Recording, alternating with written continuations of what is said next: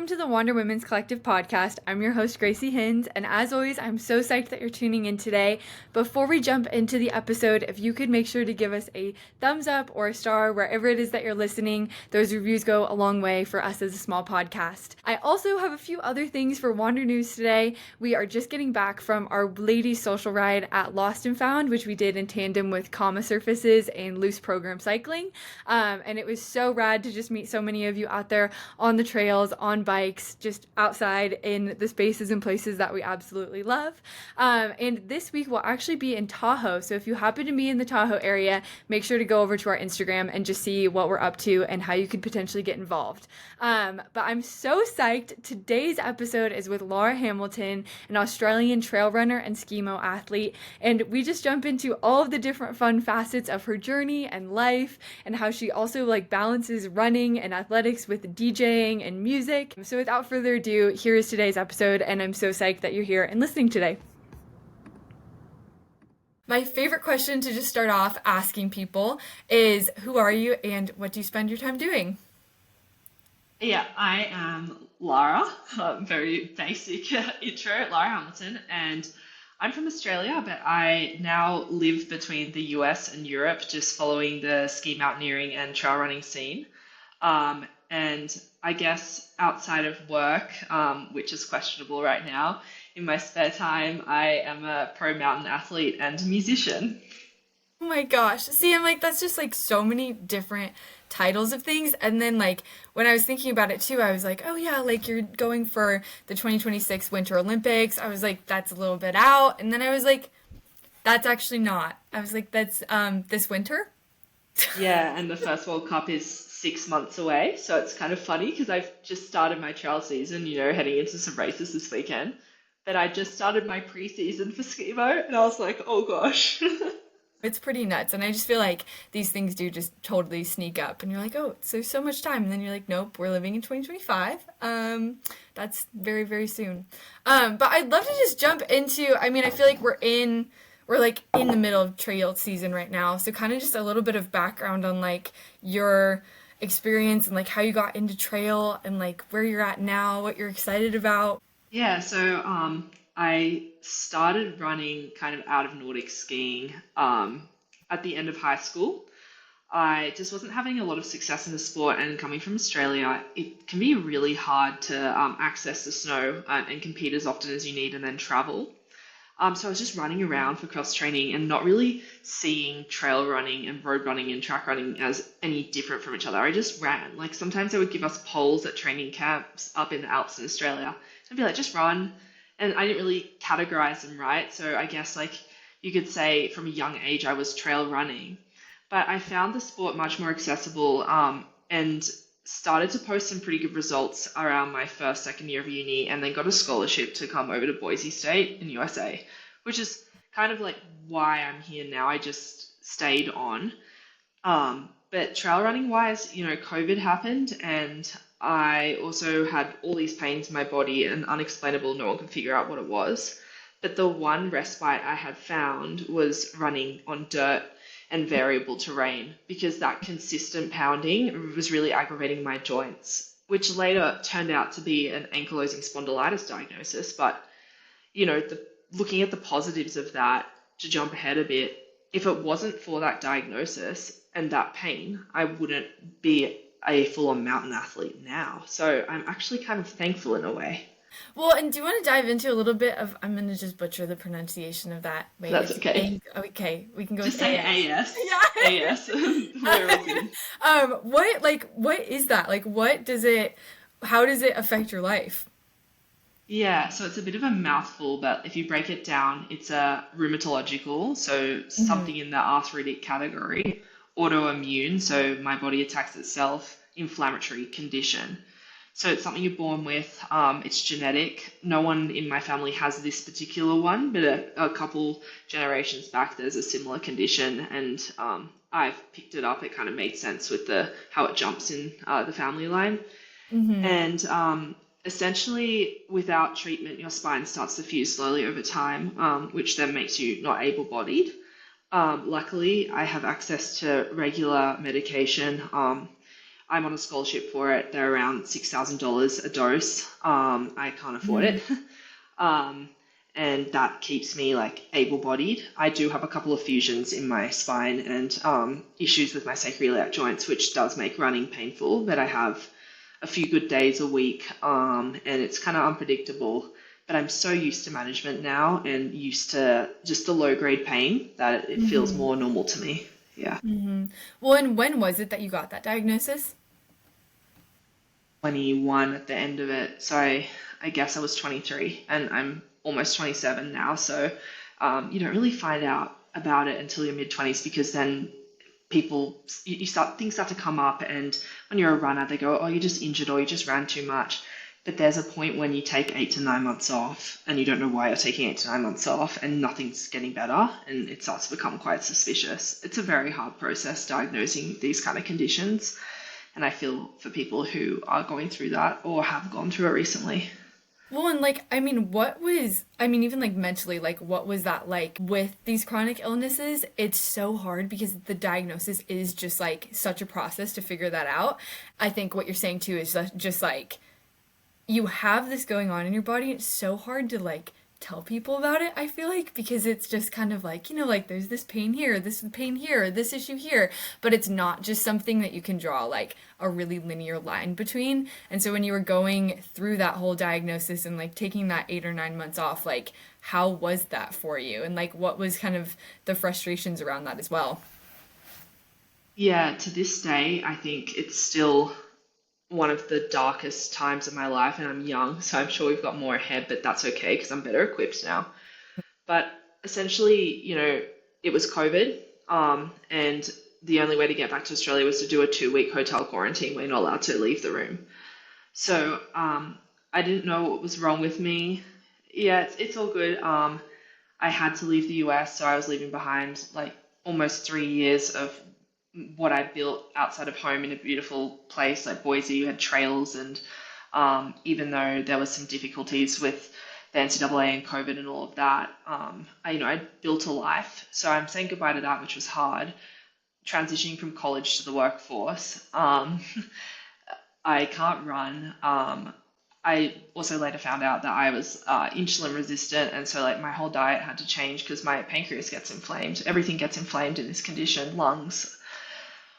So like I started to change shape as well. I'm going, what the hell is going on? Then I get shoved in this 14 days solo in a country that I haven't been to in ages, and I'm like, I have to recreate my life in COVID, and yeah, I have this unknown pains everywhere. And like I can't run on a treadmill; it just hurt too much.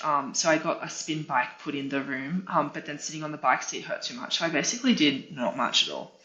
I invested in like education, taught myself more about digital marketing, which I work in now. But it was a really hard time to navigate. And I thank my family for helping me get across the line in a diagnosis. Mum's a sport and exercise physician, and she wouldn't stop until she had answers. And, they're a bit curious too. They're like, look at this athlete presenting like this who takes time off and nothing heals. Like, what is wrong? And yeah, thanks to a good team, we found out what it was. But it was fair to say there was a few times where they told me you need to find a different sport. You can't keep doing this. Swimming, low impact. But I'm stubborn. I was like, nope, I'm gonna keep going. What was kind of the time frame of like figuring out, okay, I need to figure out what this is to like, okay, I have an answer.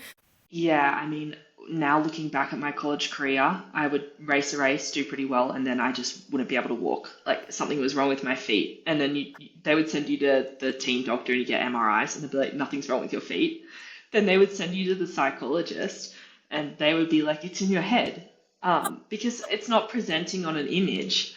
So I felt a little crazy, but I wasn't crazy. And we figured it out. But so there was those signs throughout college that something was wrong, but nothing was wrong.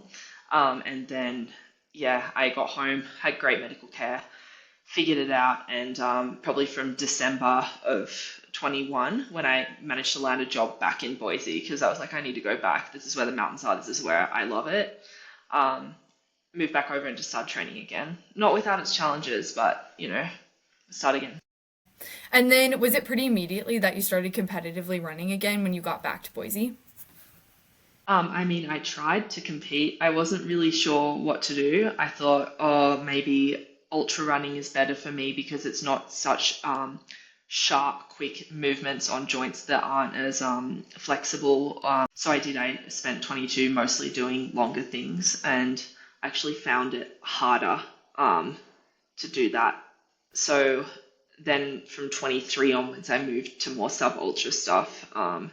And actually found myself to have a really good engine and build now for things that are like a vertical distance, 5K, Yeah. 10K. Um, but yeah, it's been a lot of challenges like changing medications because there's a lot of different injections you can take for this condition, but they wear out. Like your body recognizes it doesn't work anymore. You have to move over. And so this is just something that you navigate alongside sporting careers and just life in general.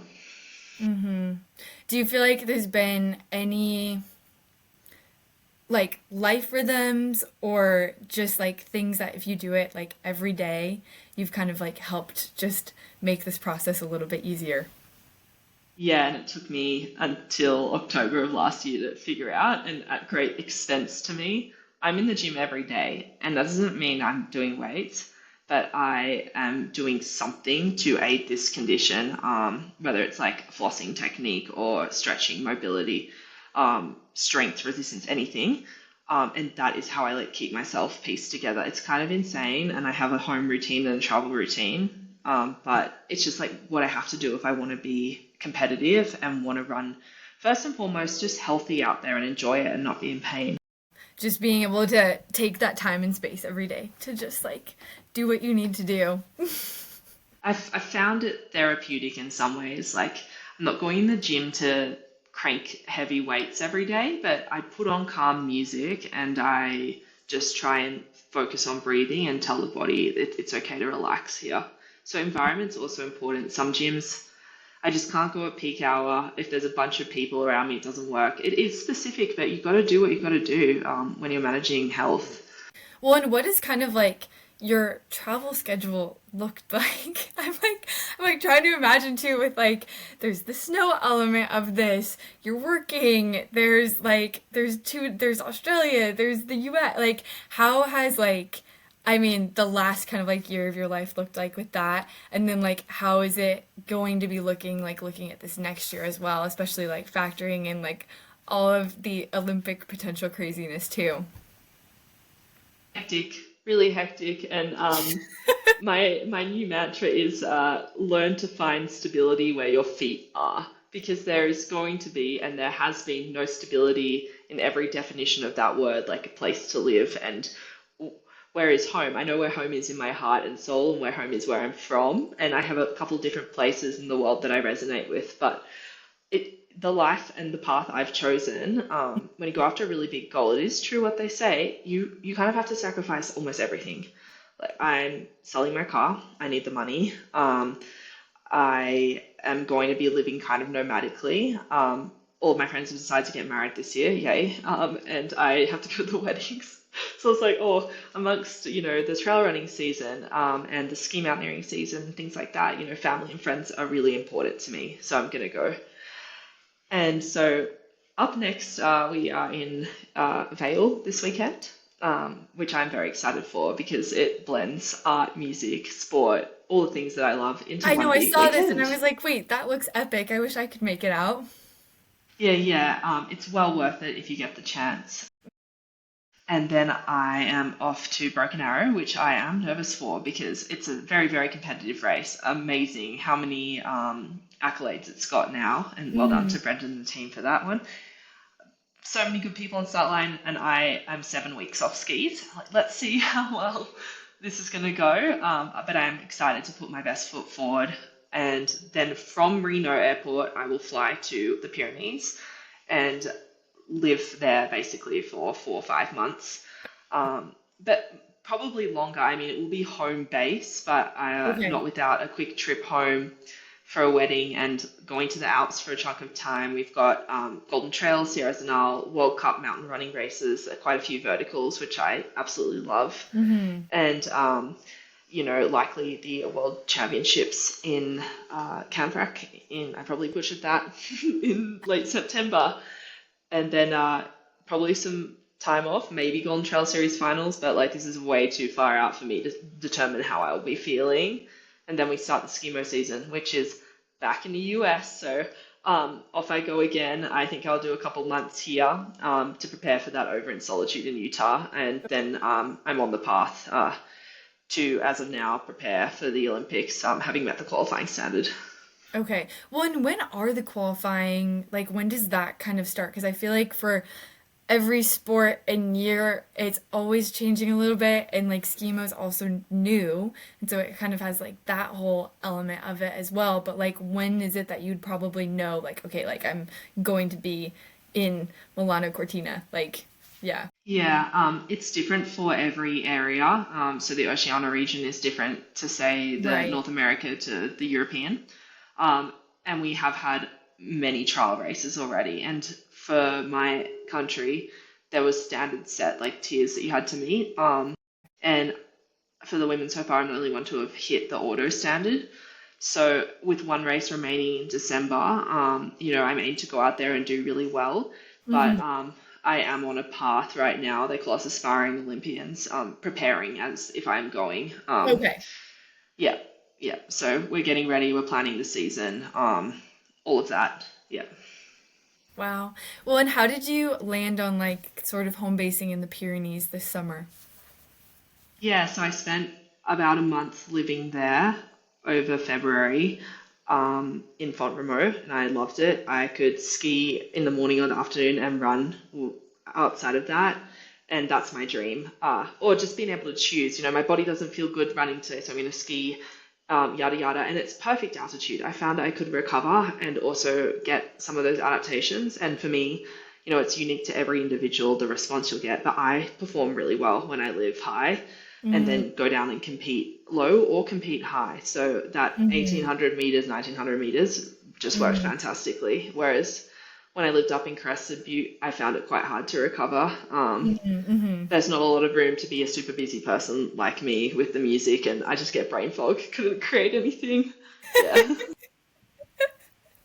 No, that totally makes sense. Well, and where is that in the Pyrenees? Like I'm like thinking in my head like the kind of like line with like, the Spanish side, or it's all Spain and France, but like down near the Mediterranean and then up near the Yeah. Atlantic. So like in that, where is it in the middle?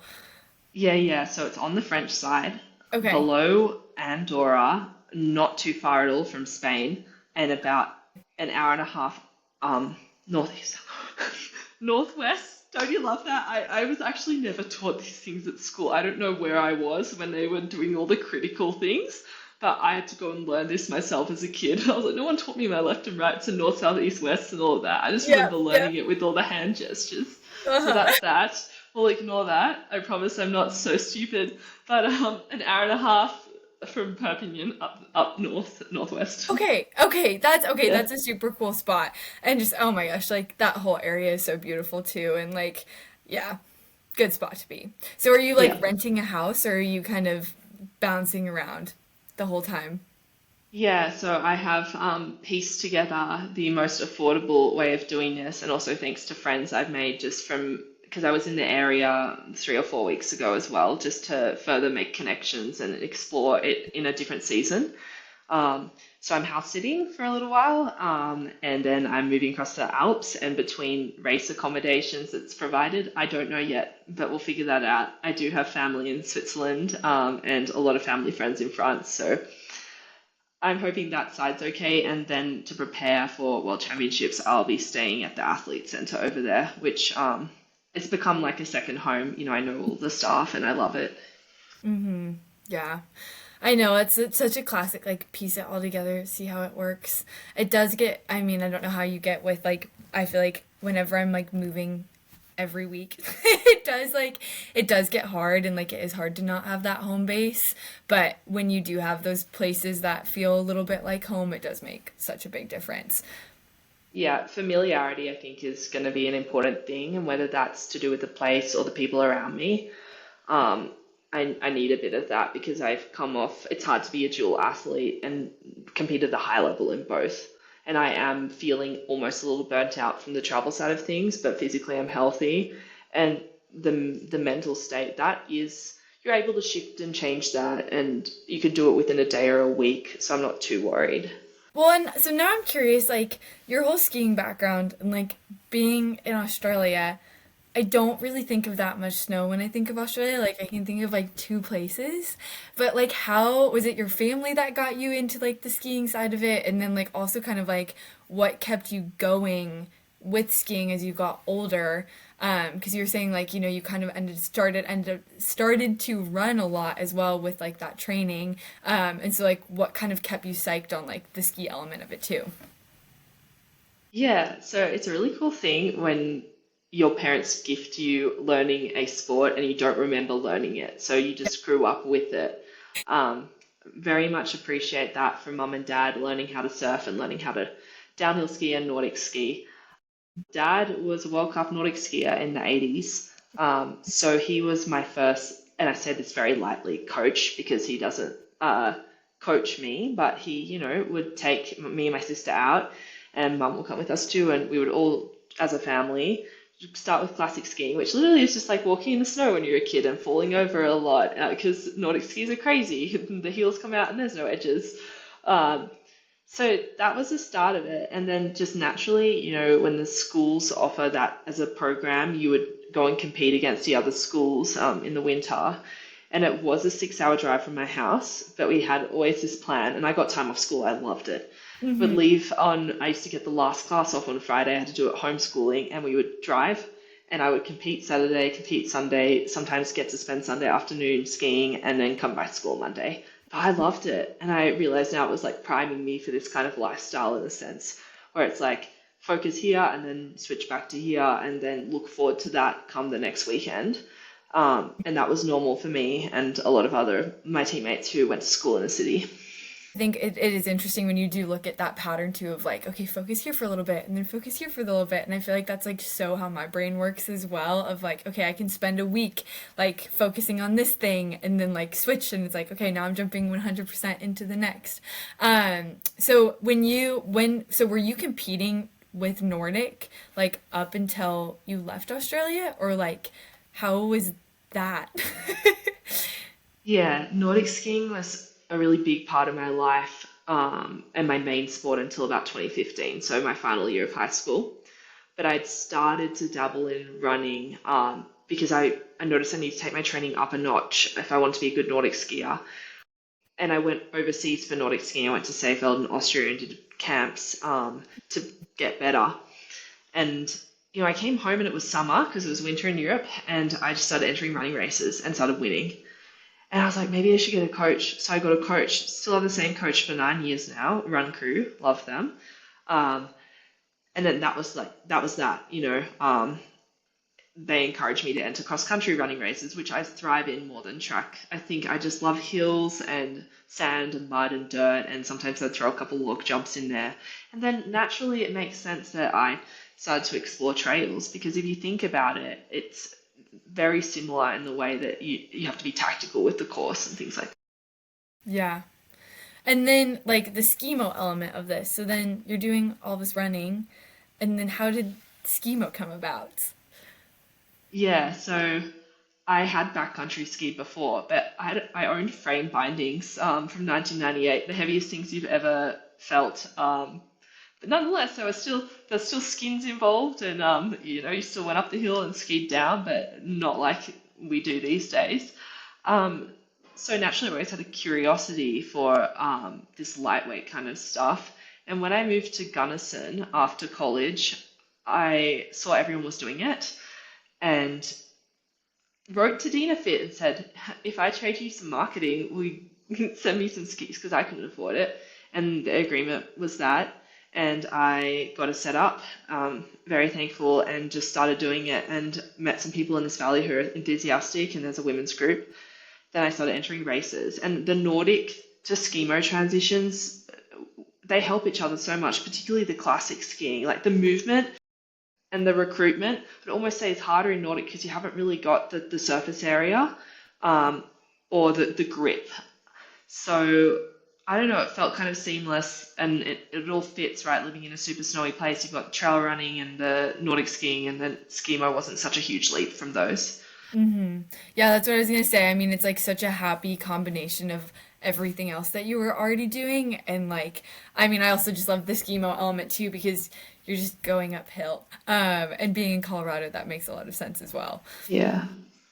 There's so much cool terrain to explore out here, and lift skiing for me just isn't it. Like, I do lift ski to practice my downhill skiing on those tiny skis, but you know, I want to be in places you can only access by foot and in the wintertime, so you got to put a pair of backcountry skis on to do that. Hmm. What took you to Colorado in the first place? I came over, I had visited, and I really liked it. I love the mountains in Gunnison. I love how you can go up to Crested Butte and you have high alpine, and then in Gunnison you have the low desert. It's not the low desert; it's high desert. And you can run down here in the winter on the snow, the fat bike trails as well. But you also have Nordic trails everywhere, here, up there, ski mountaineering. And I thought, you know what, I could see myself staying in this place, so I stayed and I built community. And when you build community, you are able to invest in your passions even more than a city, I think, because there's more opportunities to do music because you just speak to one person away from who you know. Like, you're only ever one person away from that contact, right? So you start getting gigs and linking up with people to trail run because it's so small. So you know, connect with people who have a similar interest in a much easier way, I think, than a city of 4 or 5 million. Hmm. No, that's so true. Well, and like, okay, so how does music all start to play into your life? Yeah. So, fun fact is when I was finishing high school, I did like a high level of music in high school because in Australia you pick your subjects for the final few years, and I picked music. I didn't know what I wanted to do when I left school. I was really lost. People, oh, I want to be a lawyer, I want to be a doctor. I was like, I don't know. And my family were like, just do something that you enjoy. And I chose music, which is a really, it's unconventional in terms of like you might not get a career out of it. And I chose singing too. It's not like I'm going to go and join the Sydney Symphony Orchestra or audition for it. Um, and the degree I did was opera singing. So I did an undergraduate in music studies specializing in voice, and then I got a scholarship to Boise State and did a master's of opera performance. Um, and I thrived. I did really well. I love telling stories through voice. You sing a lot of other people's repertoire, but you know, the composers of those songs were trying to communicate something, and you can relate it to your own personal story and then express that to an audience. And there's times where you move an audience to tears and you know that you have done your job, but it's also like I am channeling something I felt, and that is the most beautiful thing.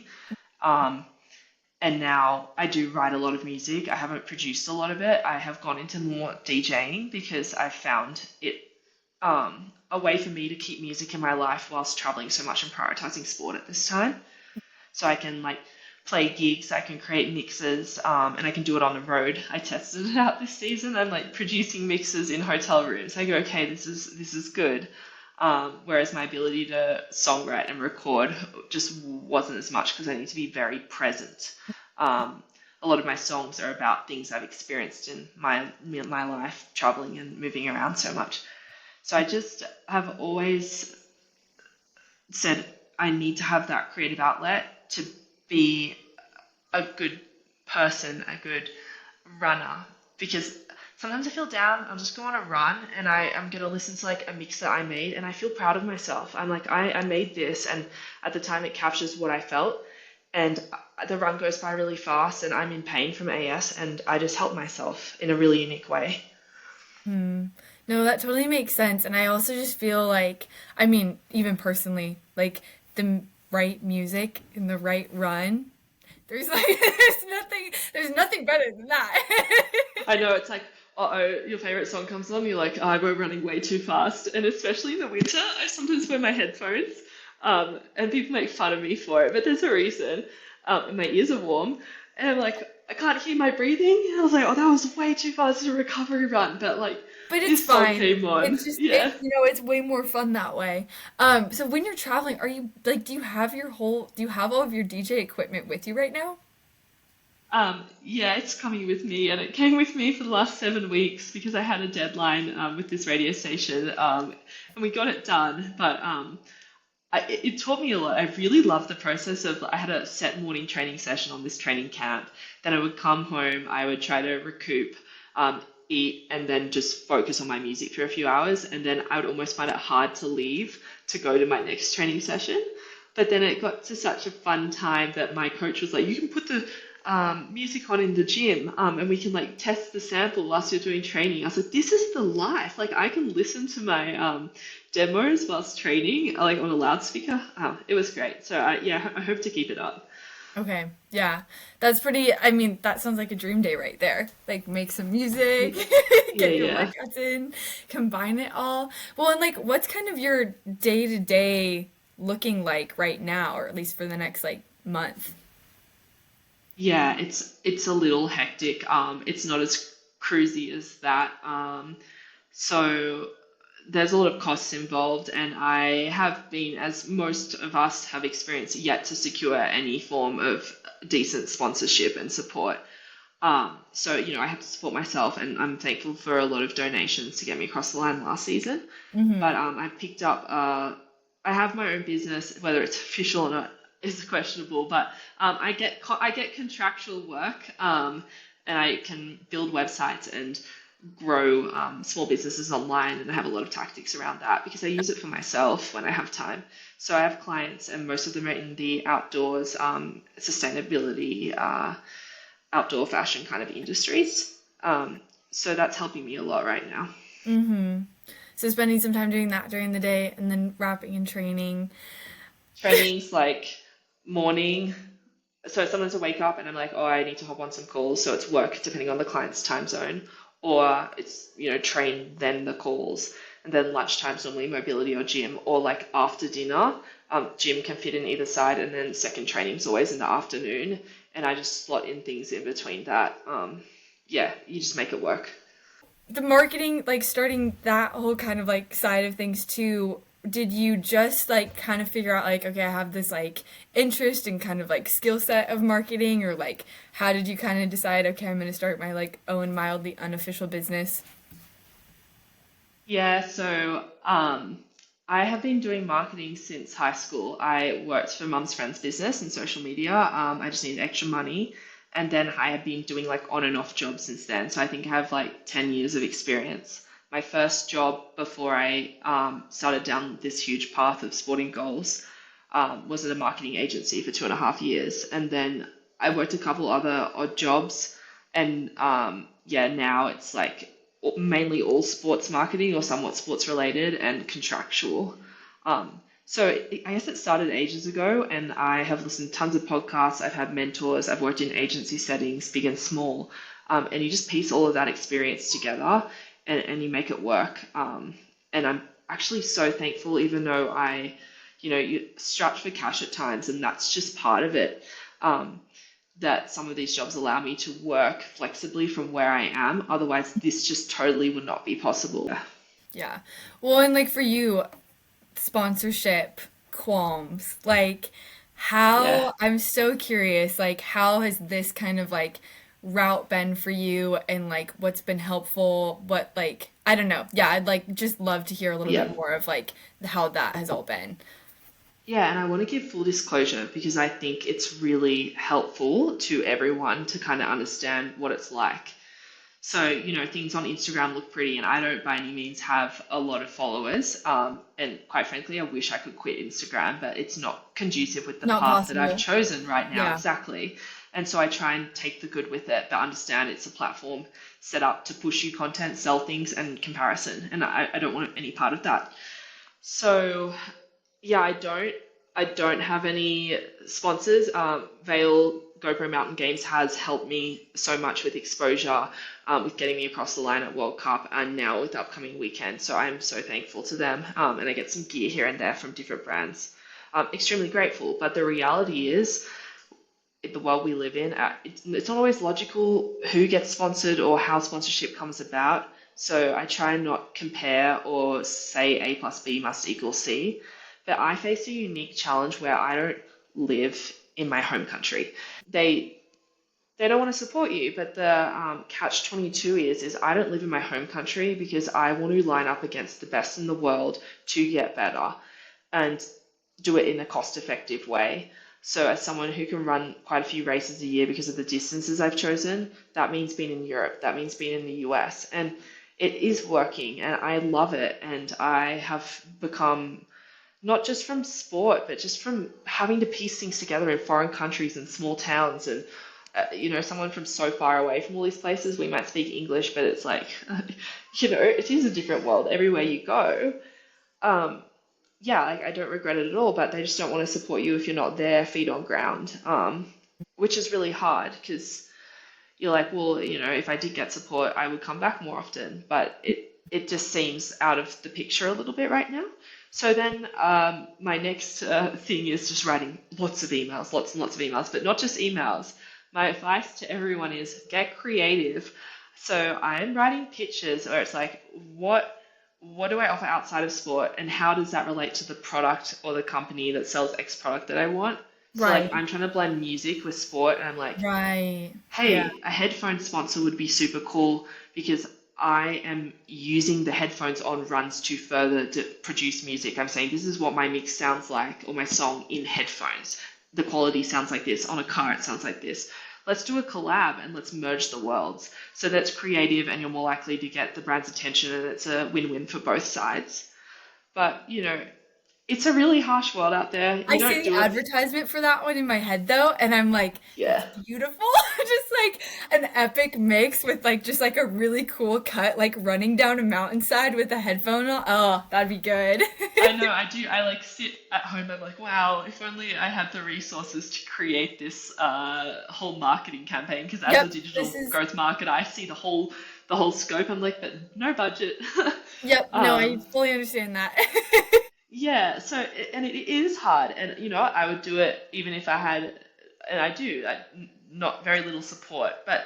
The support you do have is friends and family and teammates and people who believe in you. And when you start to get demoralized by all of that side of things, you think about what you do have. And I'm not perfect at this, but just practicing gratefulness because, if it comes, it comes. If it doesn't come, it doesn't come. Either way, I'm still going to do it, and I'm still going to get myself across the line because I know I'm pretty thrifty with that stuff. But oh my gosh, the world of sponsors, not fun. And like I think it is so interesting too, like talking about the social media side of it as well. And like I do think it's so interesting when you kind of look at like the world that we do live in, where it's like you if you are an athlete, like there isn't really that much of a question about like you do have to have some sort of social media presence at this point in time. But if you're not somebody that like is a natural interest, or you're just like I don't really want to have that much of a role in this, then like how is it that you go about still being able to promote yourself but in a way that you're actually like okay with? I don't know. I feel like I find that conversation so interesting, but then like the flip-flop side of that too is that then you have like, people who might be a little bit more drawn towards that social media side that are more that like kind of like influencer creator and then happen to do sport. And so I don't know. I always just find that like really Yeah. interesting of like, how is it that we could like better almost create this ecosystem where like the people that don't love doing that could then like somehow like partner with somebody that does love doing it, where you can like work together and like create this cool way that you can like uplift athletes in a way. I don't know. That's There been you on go, Gracie's like Gracie. You just created a business plan, a business I idea. know. It's honestly been one of my like wander business ideas of like, okay, how is it that you can get and like even with like people, I think like this is my other little like side piece too of like just like women in media and like women with cameras behind their hands. Like depending on the space that you're in, like the outdoor adventure space, there are just not enough women with cameras in their hands. And so like how is it that you could both like uplift and support those women to then help the athletes so that you're creating this content that is something that then you could send to a brand and be like, "Hey, this is super valuable." Because I just feel like every single person an athlete like has something unique that they can offer and like, with you, it's like there's the music side of this, which is awesome, and like what you're saying like that totally elevates what you're doing in your athletics as well. It's just like figuring Yeah. out how to like piece that together and like make that a really symbiotic relationship. Yeah, it's like taking the story because we all have a story Mm-hmm. and marketing it, which sounds inauthentic, but it is kind of it's what you have to do these days. But if I'm going to do that, if I'm going to jump on board the marketing train, then how am I going to do it in a way that inspires people and also teaches people it's okay to have so many passions that are diverse and it's actually possible to do it all. Maybe you can't have it all at once because no, you can't, but you can do it all at different times. And, maybe you get injured and you lean on the other thing because, identity for athletes is a big thing. So it's like good to be well rounded for sure. Is it GoPro Games or what is this thing that's happening this weekend? Yeah, it's the Mountain Games. And GoPro is like a title sponsor, and it's hosted by Vale Valley Foundation. And it runs from Thursday right through to Sunday. There's running, there's biking, there's whitewater, stand-up paddleboarding, speed climbing, event activations, DJs, live music. Yeah, and I've gone overboard and I'm excited to go overboard. I'm racing 3 times. I'm jumping on some DJ decks. I was like, why not? Like, it's been so long since I've gone. I have really huge goals with skimo, so I need to also really enjoy the running season and not put too much pressure on myself. So I'm just gonna go and I'm just gonna participate in as much as possible. And if I do well, I do well. And if it's not where it should be right now, that's totally fine too. So What yeah. events are you competing in? Well, I decided to shock the system back to altitude. We're doing 5K on Friday. Then Saturday's a rest day. Saturday's like connecting with all my friends. A bunch of them from the Valley here are coming out, and friends that I never see before from haven't seen in ages. Sorry, from the trail team. Saturday will just be about music and fun and cheering them on. And Sunday, the 10K, and then this awesome event called Peppy's Face Off, where you do as many laps of this 400-foot climb ski run as possible. So I have been stress training, scrambling with poles because I haven't touched a pair of poles in quite a few weeks after ski season deliberately. I was like, no, you need to get the poles out again, to go up the ski run. So yeah.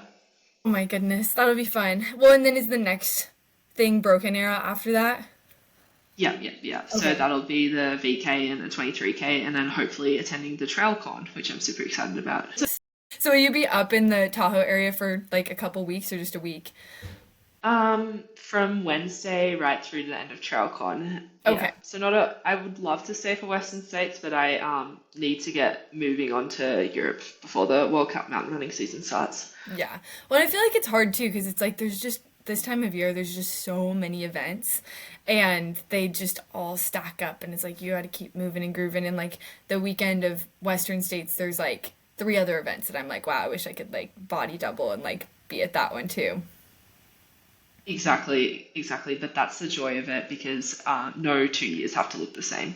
Yeah, no, that's super true. I'm also curious, so you were on the like trail team for a year, is that right? Like Yeah. how I feel like I'm so curious because I like kind of know a bit about trail team, but then I also don't really know anything about it. And so I'd like love to hear how you kind of got involved in that and like what that year kind of looked like and like how they support athletes and like all of that.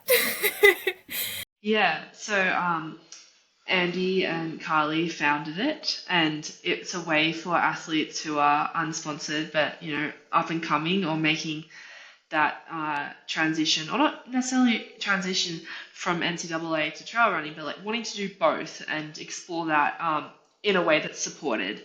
So you have teammates, you have a place to go at races, maybe it's shared accommodation, shared warm-ups, support. Basically, the whole thing is founded on supporting each other, growing the youth trail running community, and developing us to be that next generation of athletes in that space. So I applied, I was in the club and I'm in the club still, but last year I was on the elite side, and that's a select few athletes who go through an interview process who get that little bit of extra support and media and are able to really aim for the stars with their goals that year. Um, Mm. so without the trail team, I wouldn't have been able to attend most of the races that I did because the cost of accommodation and rental cars is astronomical. And the amount of job insecurity I've gone through just being foreign and on visas and stuff is also astronomical. So it's just it really helped me piece together seasons each year. I've tried to make a life here and do this. Yeah. No, it seems really, really cool. And just like talking with people that have been a part of it, I just feel like I'm like shocked that there's not more things out there that are like a similar concept. Just because it does seem like such a cool way to be able to support people and like get more media on athletes and just like, yeah, it's cool. Yeah, and then you never go to a trail race really and not see someone like the exposure to friends Hmm. all over the world has Right. been the biggest gift. Yeah. Hmm. Yeah. And like, what does your community kind of look like right now? You You have know, people in everywhere. town or just everywhere. I feel very lucky. Having been away for 7 weeks, coming back to town here in Gunnison it's been really hard, but in the most beautiful kind of way because everywhere I go, I don't know what it is. I've been so excited to come back somewhere familiar after being on the road. I'll be riding on the trails, and then as like one of my best girlfriends, just riding her bike, she's like, Lara, and I'm like, we're literally in the middle of nowhere, like, hi, or at the store or across the street. So I was like, hey, Lara, and you don't, you feel sometimes alone traveling this much and not, changing time zones. So just to come back and feel so welcome, it's made me go, this place is always going to be special to me no matter where I am. I don't really resonate with the big city in that way because it's just not as communal, and maybe some people would disagree, but I am a country girl through and through. And but in Australia also just that trail community and some of the music community, you just connect with those people and they get it. A lot of us are doing the same thing. Hmm. No, and that's like the most important part too, of just like people that get it. I feel like Yeah. it's like you can when you can like walk into an event or a room and you just are like everybody gets it. It's like the best feeling ever. And I feel like especially when you are kind of doing this unconventional life, there's people from all parts of your life that either, get it or don't, or like there's almost like a certain level of like understanding that some people will kind of put into it. And then other people are like, no, like that's totally my life too. And those are the moments that I feel like you feel like seen, heard, known, and loved in a And super that cheesy way. is what is most important at the end of the day after all of these adventures. Well, in the beginning of this year, were you mostly in Australia? What was I doing? Oh, at the beginning of this year, no, I was in the US and then on that World Cup circuit for skimo. What does the Schemo World Cup circuit look like? My favorite thing in the whole world. Like, I had an absolute blast, and then I got kind of a little bit sad for a few weeks because I was like, that wasn't reality, but it was my reality, and now what do I do? So you move from World Cup location to World Cup location because every second weekend, really, there's races, and you're competing on your national team, which has been pre-selected. So there was a handful of us, and not all of us compete at every race, but we did have a couple races this season where we were all in one spot. And it's so fun because you go to opening ceremonies, closing ceremonies, shared dinners. You might not be competing in all the events, so you can cheer each other on. We were very lucky this season, being a pre-Olympic year and Olympic selection season. We had wax tech, we had coaches, we had support, and that extends from like on ground support to emotional support, and friendship and all of that. Um, and then you're seeing all these amazing places that you would never really go to, I don't think. I went to Boital in Spain and Morgins in Switzerland, and um, in between that, I did a bit of exploring and stayed with friends. And yeah, it was a whirlwind, but you feel really special because you're following this community that moves. Like you start to know the other athletes and the announcers and all of this. So you're a part of something much bigger than yourself. Phenomenal experience. Did you have a favorite race? Yeah, I really like the Olympic test event in Bormio in Italy, because it's how the Olympics are going to be. So it was very hyped up, but fun. They played like tech music that really hyped you up at the start line, and the whole village was really set up. But my favorite race experience, well, it was the final race, not the final race of the season, second last race of the season, but my expertise, which is the vertical. And I'm in Austria, and I thought I have absolutely nothing to lose. Like, I might just push myself to a point I've never been to before. If I black out and don't finish, I black out and don't finish. Um, and I think I was like sleepwalking in a way that I was like so above. I think I hit like 206 heart rate. Not that you like care about stats, but for me, like this is not safe. And just like passed out across the line, but did super well in this vert. And so I was so proud of myself, and I was like, what a way to kind of cap the season off. Like I didn't really feel like I had anything left, but you do always have another gear. Well, and kind of like before a race, do you have anything that you do that like calms the nerves or just like things that you feel like kind of get you set up for success?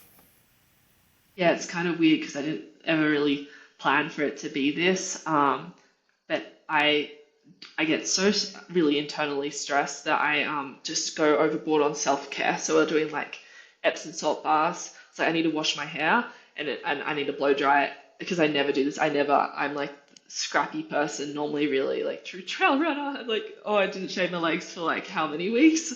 So I was like, no, we're gonna like, because it takes me into like such small, simple self-care movements, kind of in a mindful way that I don't think about the race. I'm like, oh, I'm brushing my hair and like plucking my eyebrows or whatever, or moisturizing my body, and then I have a nap, and then I might read a book. I'm just focusing on these very simple things. Yeah. I feel like that's a good thing to go overboard for before a competition. Like there could be other worse Yeah, things because to like you go spend your overboard whole on. life. Exactly. Like I spend my whole time kind of just rushing around and not taking those pauses, and then before a race, I blocked out time to take those pauses. Yeah. Kind of like going back to a little bit of like this nomadic reality that you live. Um, like what are the things that get you continue I mean like I can imagine like there's like the traveling community that keeps getting you excited. There's obviously you're doing what you love, which is going to keep you excited. But what are kind of those so like other elements of it that kind of keep you going? And then also what are some of the things that you do feel like you just struggle the most with? Yeah. I'll start with the struggles because the struggles, when you can work through them, and they're always there, allow you to keep going, right? So it might not look like it, but right now I'm going through a period of a lot of struggle, just because it, the constant travel, when Australia's your home, it's so far away. So like, and visas are in question. When you need to get a new visa, whether it be for Europe, which I have secured, or the US, you have to go home and do that, and then you have to come back. And I like going home and connecting with my family and friends and being in a place that I don't have to think about things too much. It's just autopilot. But to lead the life that I'm trying to live and see through these dreams, and there'll always be more dreams and goals. You have to have that side of it, that travel, and then finding the cost to do that. And then you stop and think, like it's a deeper moral question, like why am I doing this? What is my why? Um, and actually, I can't really answer it for you other than I just love it. Like I'm a passion person. I strongly believe, and this is my morals, if I can avoid it, I don't want to sit in a cubicle. I don't want to work a 9 to 5 because tomorrow's not given.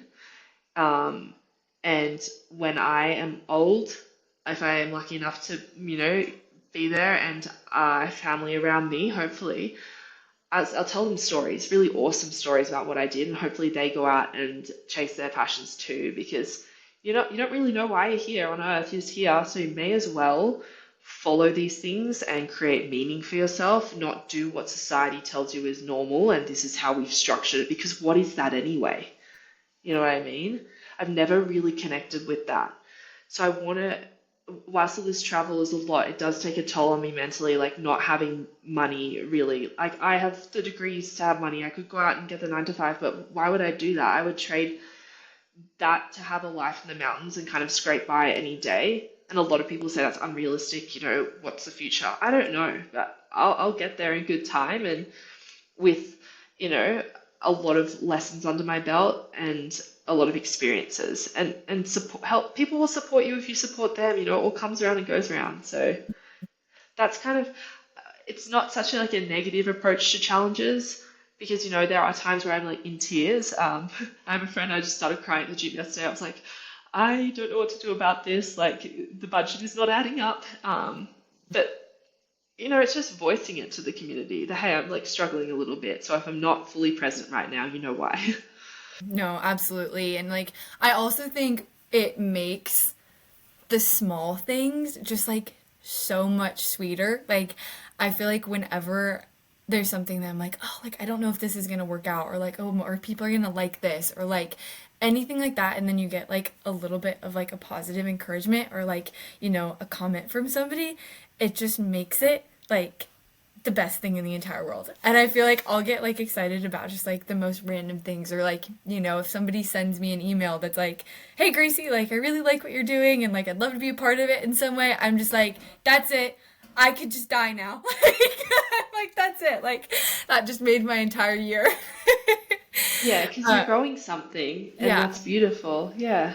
Yeah, but I feel like with all of that, it's just like, yeah, the support and community behind it, and it is worth it, even when it's really not awesome. Well, it's like, what isn't, time, all you've got is time, right? It's just about like how you feel it. So it's like if you can put food on the table and you have a support network and you have a roof over your head and, there are payments you have to make, but the rest of it's like, go and get it, go and follow that passion, make it happen if you can. Yeah. Hmm. Okay, so going forward, like, what are like three things in the next little bit that you're like really properly excited about? Yeah. This weekend, I don't know. I have a good feeling that I've got nothing to lose. So many friends, so many events. I'm trying to have a nap today because I need to start building some energy to survive the weekend. A new start in Europe, even if it's not forever, it is a home base for a little while, and learning French. I'm trying my best, so that's great. And also just growing my music career as much as I can alongside sport. I have so much I have learned recently, and that now that's been unlocked to me, I want to create. So I guess, yeah, those three things are really inspiring me moving forward. Hmm. Okay, if you had to give like, yourself 3 to 5 years ago. See, and then now I feel like I keep asking this question, and then I like get a little bit terrified because I'm like, oh, 5 years ago was like COVID. And then I'm like, how is that already 5 years ago?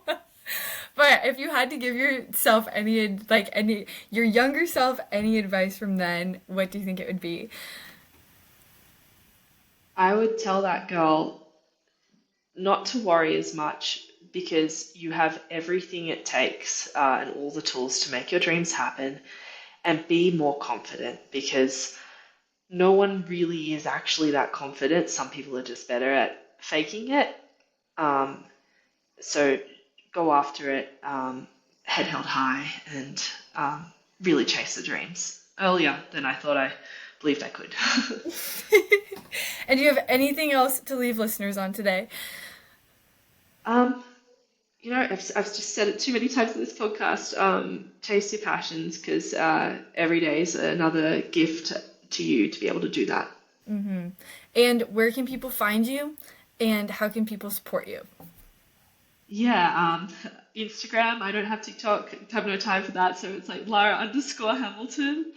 Um, and I have a website which is also just my name, www.larahamilton.com, and I like to do a lot of writing on there. Yeah, so that's my main platforms, and if they want to listen to music, it's SoundCloud and it's under my name. There's not a lot on there right now, but there is more coming. Thanks so much for tuning in today. I hope that you enjoyed this episode and got to learn a little bit more about Laura and everything that she has going on. We are also going to be at Broken Arrow this weekend, and when I say we, I mean the Wander team, my sister Sophia and I. And we're going to be following along some of these updates from the race, so make sure to stay tuned to our Instagram to see all of the updates that are happening. And once again, thank you again so much for listening, and I hope that everybody has a wonderful rest of their week.